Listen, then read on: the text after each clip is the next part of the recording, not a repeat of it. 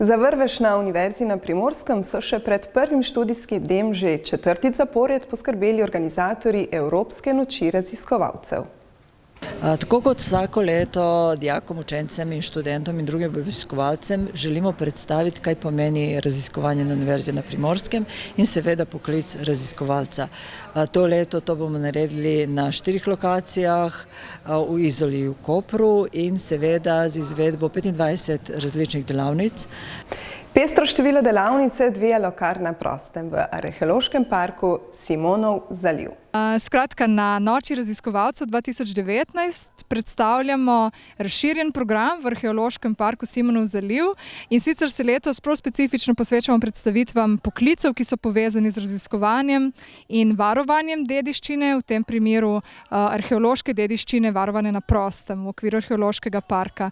Tako se lahko učenci in dijaki seznanijo v arheopiskovniku z delom arheologa, ob restavratorski delavnici spoznajo delo restavratorja in tudi sami poprimejo za orodje, medtem pa spoznavajo delo raziskovalcev, torej arheologov, ki nasplošno raziskujejo dediščino antike in zgodovinarjev preko predstavitve rimskega vsakdana in pa rimske pisave. Vse skupaj seveda zaokroženo s seznanitvijo samo rimsko vilo v Simonovem zalivu, tako ob ogledu originalov kot ob ogledu razstavnih paviljonov z interpretacijskim centrom.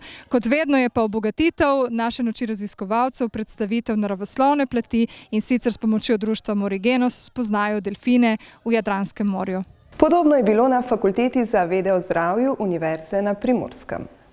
Na Fakulteti za vede o zdravju smo pripravili različne delavnice z področja zdravja, predvsem z področja zdravstvene nege, prehrane in dietetike in aplikativne kineziologije.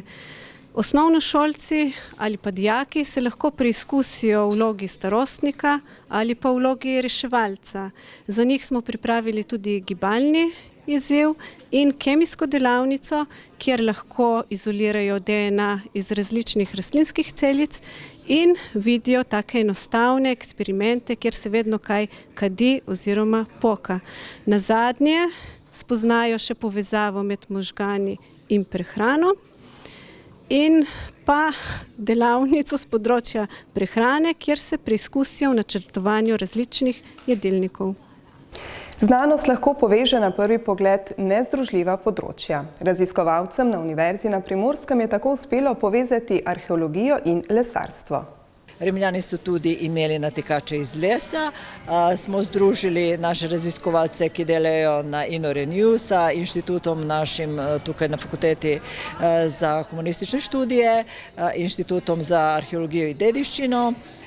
Se združili naši raziskovalci in nam je uspelo. Smo naredili naše natikače.